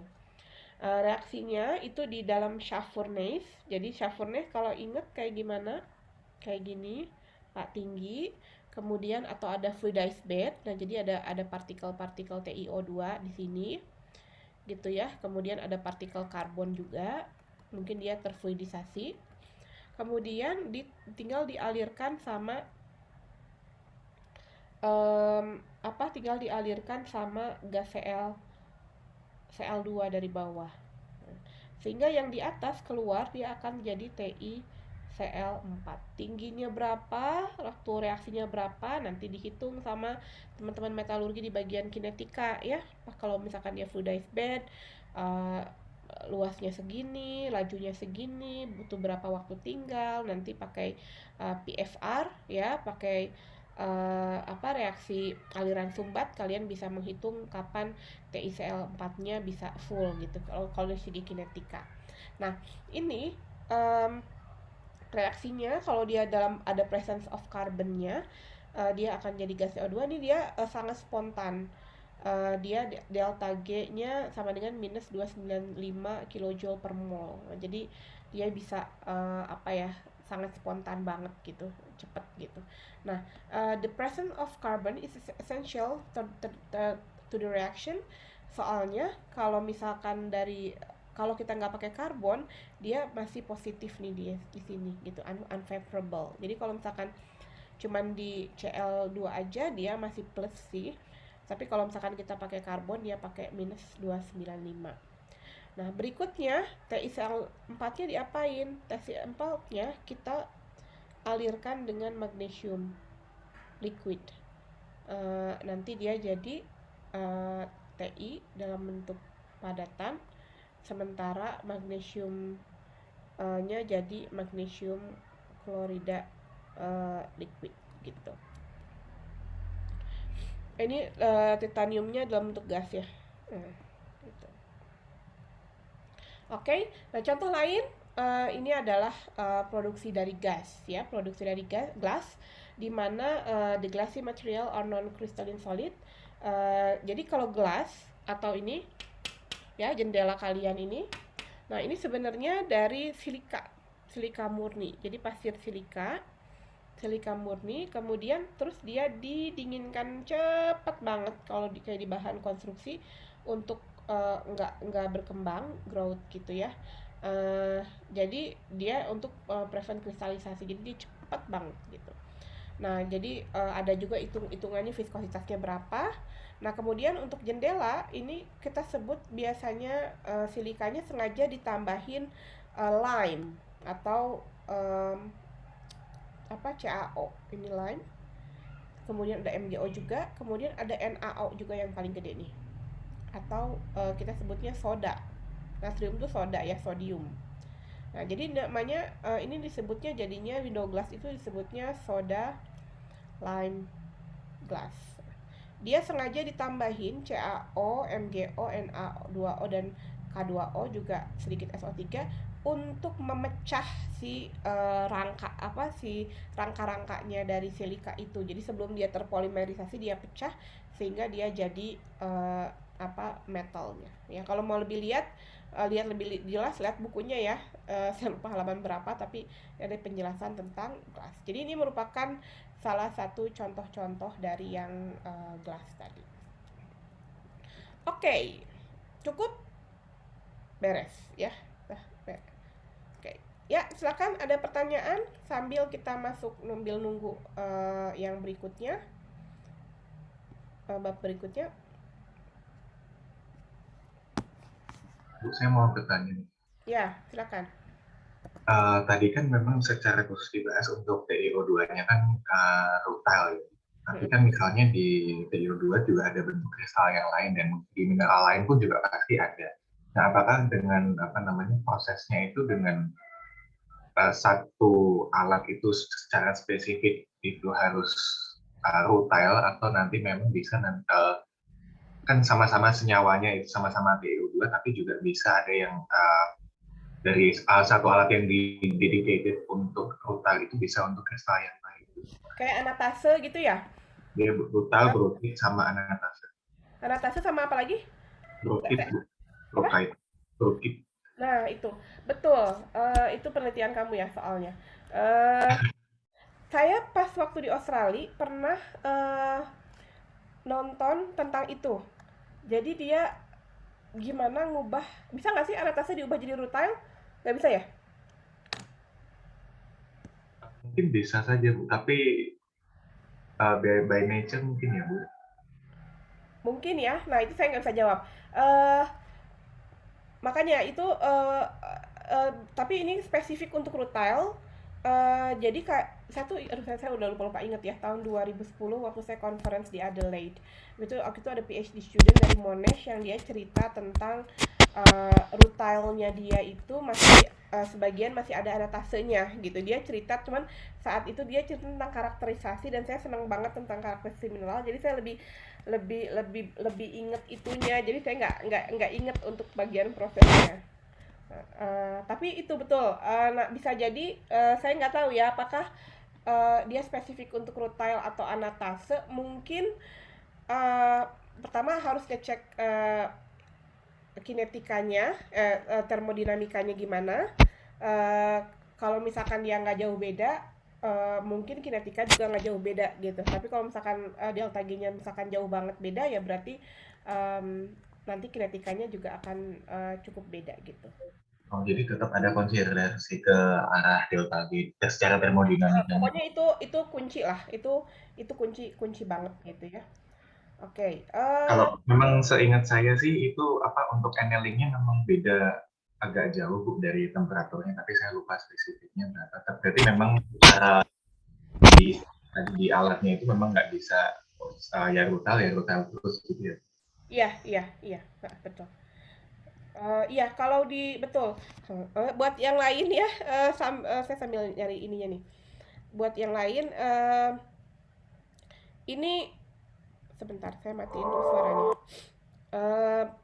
buat yang lain ini jadi sebenarnya satu padatan itu dia bisa punya kristal struktur yang beda ya, kan semua. Jadi misalnya ada MgO itu dia bisa berubah gitu. Apalagi silika ada berapa ya, macam-macam gitu. Ada quartz, ada korundum, ada apa gitu. Termasuk si titanium ini, dia titanium oksida itu ada anatase, ada apa gitu ya, kayak gitu. Ya itu bisa jadi juga ya. Oke. Yang lain ada lagi?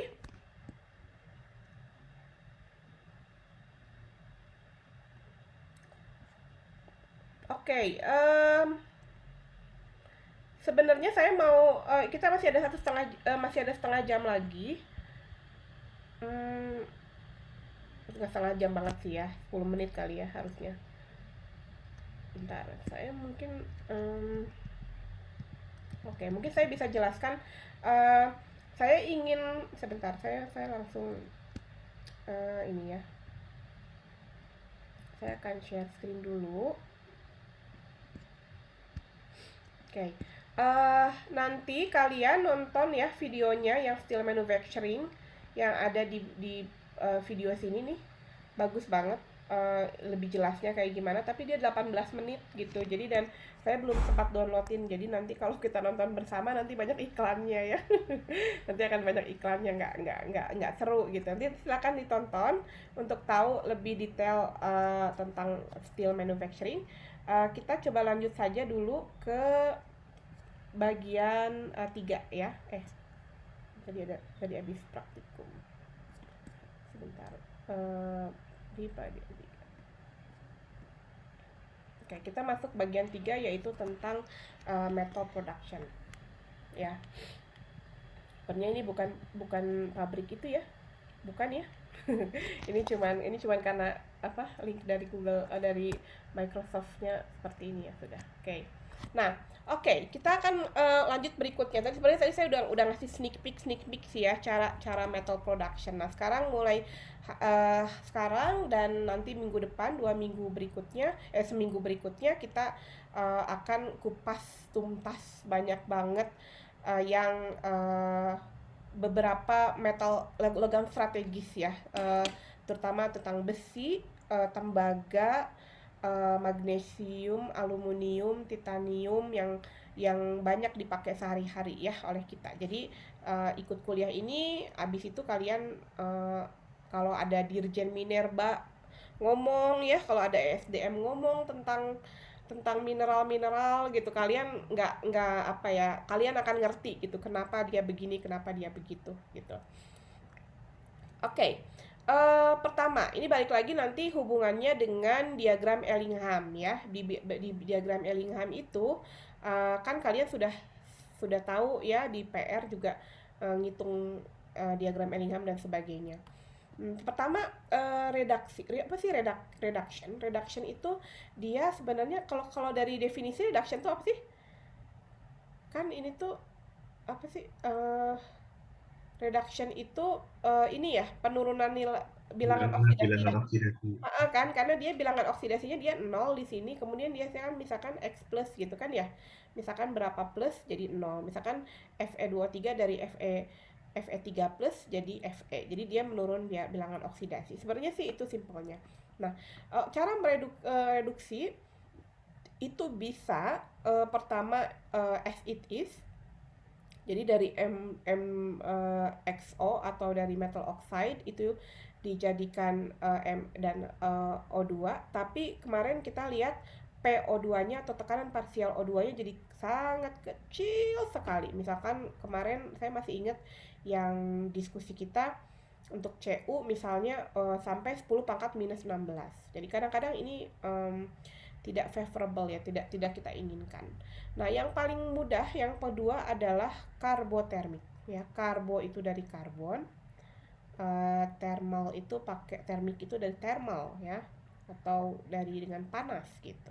Nah, jadi carbothermic reduction itu adalah reduksi menggunakan karbon pada temperatur tinggi gitu. Jadi ini adalah MO metal oxide ditambah dengan karbon dengan M dan CO. Dari segi ekonomi ini paling ekonomis. Kenapa? Karena kita orang teknik kimia maupun orang metalurgi pun skalanya jutaan ton per tahun ya, jutaan per ton per tahun. Jadi kita harus tahu dari mana sumber itu kita dapatkan. Dari mana sumbernya, C?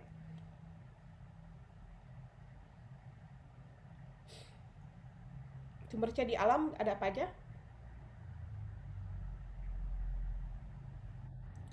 Ada grafit gitu ya, tapi sedikit ya grafit. Ada batu bara. Kalau saya punya batu bara antrasit misalnya, atau batu bara bituminus kadang bisa juga. Nah, tapi ini nanti kenapa? Tapi batu bara tuh nggak cukup di sini karena dia terlalu banyak pengotor, terlalu banyak es gitu ya. Makanya nanti batu bara itu makanya ada namanya coke oven proses. Ini atau namanya disebut juga dengan karbonisasi. Berapa orang yang ikut kuliah batu bara di sini? Ada yang ikut kuliah batu bara semester kemarin? Terus Bu. Oh, pada ikut ya. Daniel 3, 2. Oh, kalian ya itu juga ya. Dozi juga harusnya ikut ya. Oke. Ya. Belum Bu, semester Belum depan. Gimana kamu teh? Oke, berarti harus semester ini ya.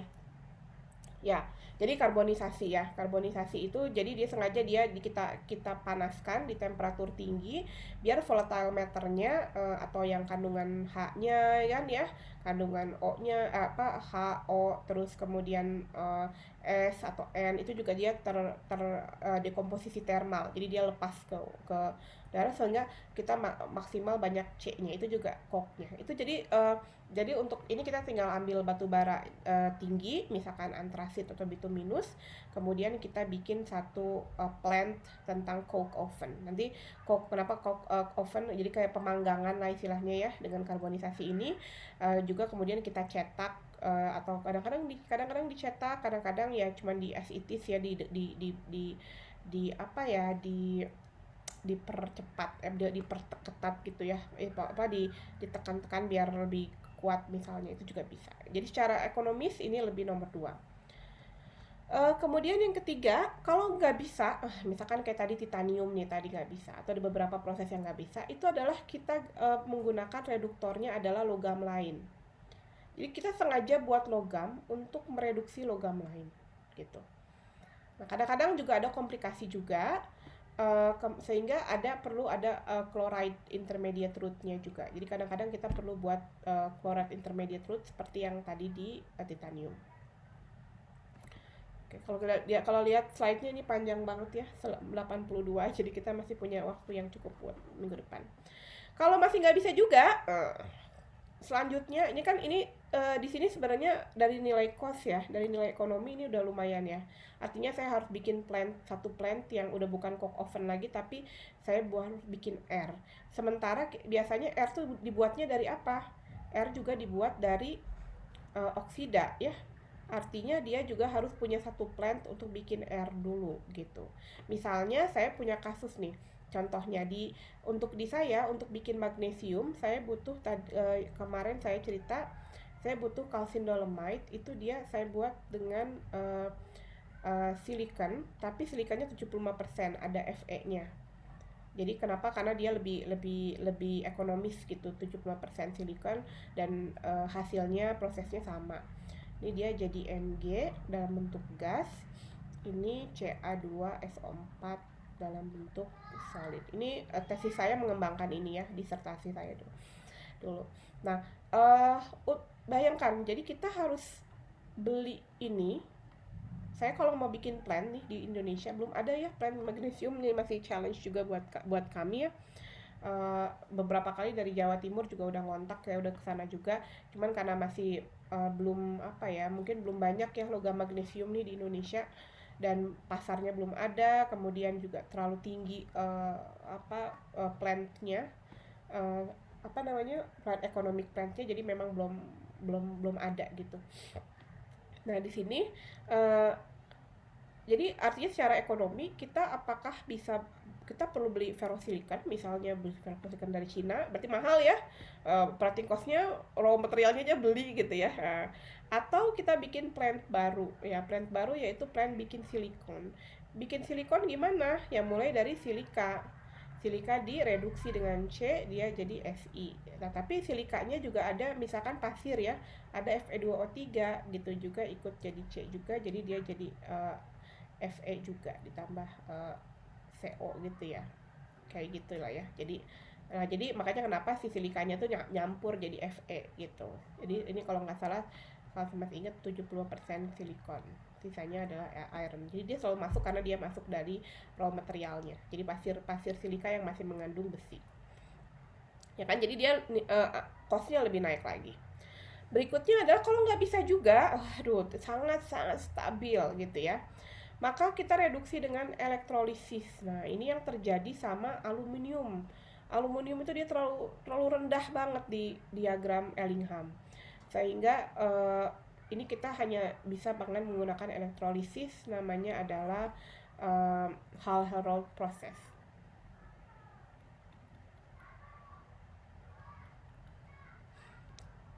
Proses yaitu aluminium ya, Al2O3, ini jadi aluminium.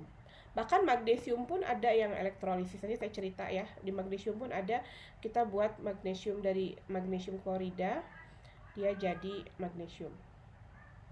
Nah, liquid ya. In the past ya, di masa lalu, magnesium itu sama aluminium tuh memang udah masih, kalau di Amerika, di Eropa ini masih benar-benar butuh banget ya aluminium dan magnesium untuk pesawat terbang, untuk untuk keteknikan seperti biasa. Maka dulu ini cukup banyak plant elektrolisis di Kanada dan di Amerika gitu. Juga di Eropa juga ada, di Serbia gitu ya, beberapa negara-negara yang yang cukup kuat gitu industri metalurginya. Nah, nanti berikutnya kemudian di sini ternyata yang magnesium itu sekitar di awal 90-an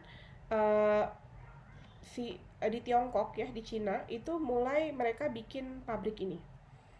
Pabrik ini tuh CaOMGO tambah SI, dia mulai dari satu reaktor kecil, tambah dari pabrik kecil, terus lama-lama jadi secara cost dia lebih rendah, walaupun kotor ya, mungkin relatif kotor. Nanti saya akan cerita, dia lebih batch gitu ya, nggak butuh peralatan yang terlalu sophisticated dibanding berikutnya, sehingga si magnesium yang diproduksi sama rute ini jauh lebih murah dibanding magnesium yang diproduksi oleh rute elektrolisis. Akhirnya sekarang elektrolisis di magnesium di Kanada sama di Amerika dia mati, dia udah berhenti semua gitu, karena semua beli dari Tiongkok gitu. Contoh lah ya.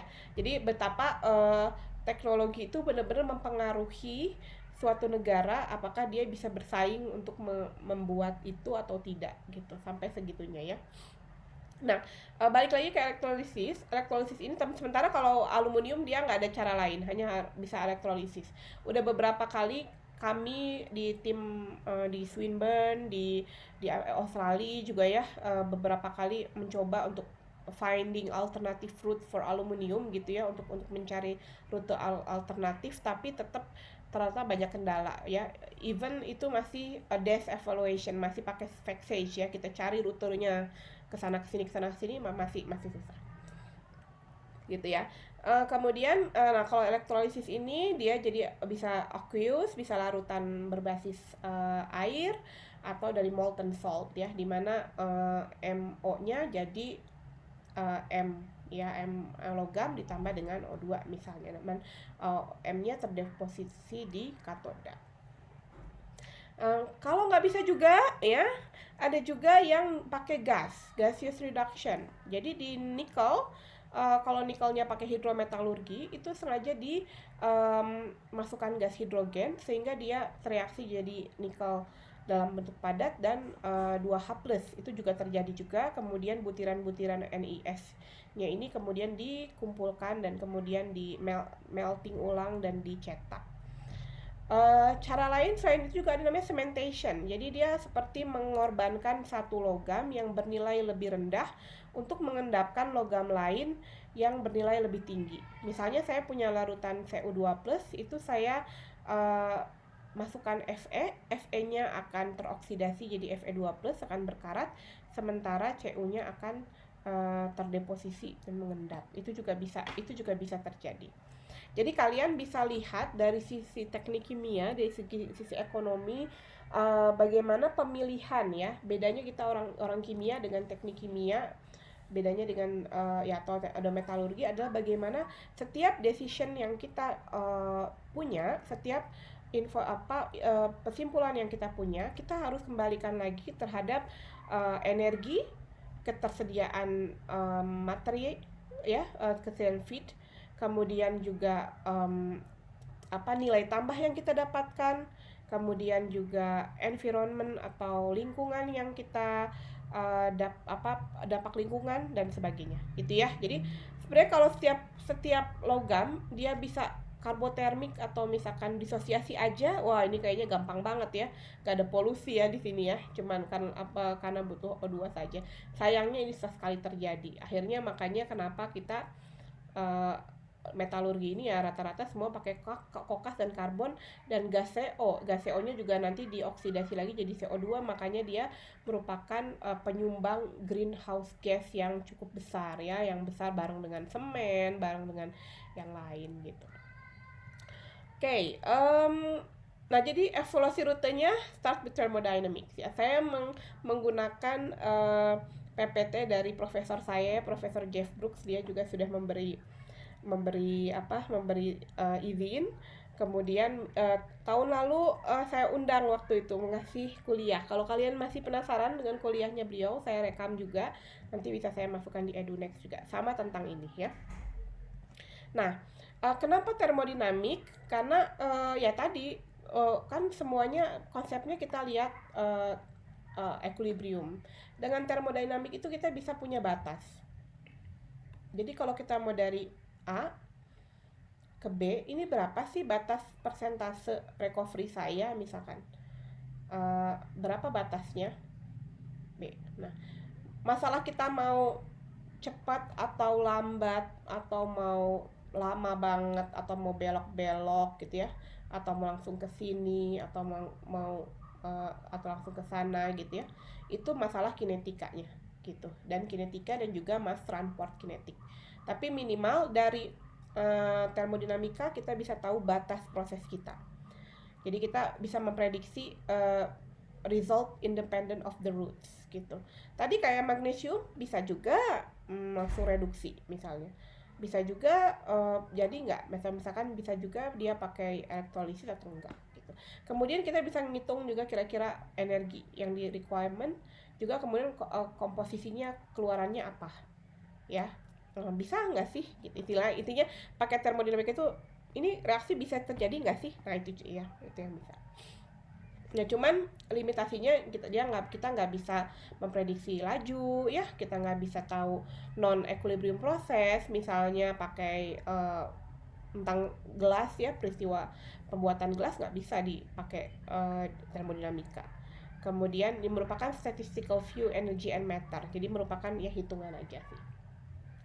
Ada particle equilibrium proses, misalnya ini ada produksi full range sama nanotube ya. Kalau kayak di labnya Pak Hardev tuh kalau mau bikin nanotube, dia ini perlu dia merupakan non equilibrium, jadi dia bikin nanotube ya seperti ini.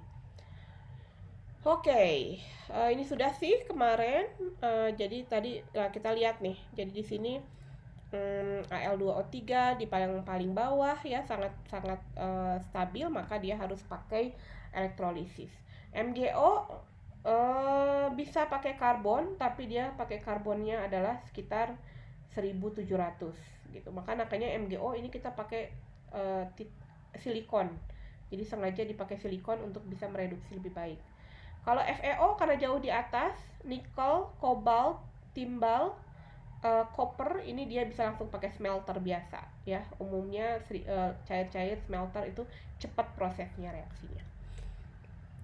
Oke, Jadi itu nih jadi dia berbasis dari reaksi. Oke. Kemudian ini udah ya kemarin. Ini juga oke, ini juga udah. Ntar saya lewat aja ya. Nah, jadi tadi bisa pakai disosiasi ya, atau bisa pakai karbotermik tadi, nanti bisa dilihat, bisa pakai ini. Jadi in summary, sekalian penutup dari kuliah kita hari ini, untuk karbotermik ya, daerah-daerah awal sini mau CuO ya, CuO, NiO atau FeO, nah sampai sini lah ya. Nah, ini lumayan relatif low temperature ya. Low temperature menurut si low temperature ya, menurut si low temperature. Lucu juga ya, sprinkle-sprinklenya macam-macam.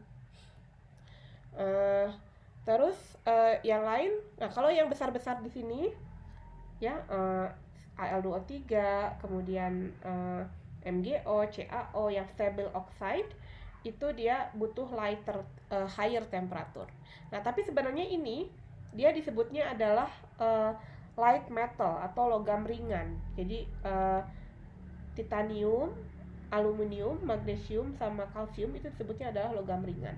Jadi logam ringan atau light metals itu butuh temperatur yang lebih tinggi. Jadi titanium dia butuh temperatur 1500, Al2O3 butuh temperatur hampir 1800, MgO jadi butuh sekitar 1700, kemudian CaO butuh hampir 2000 lebih. Jadi nggak mungkin banget gitu ya. Jadi dia butuhnya seperti itu.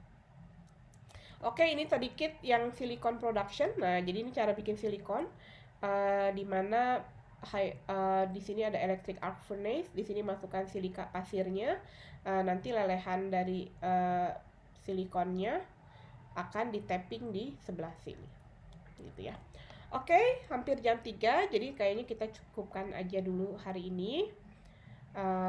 Ada sebelum saya tutup, silahkan kalau ada yang mau bertanya lagi.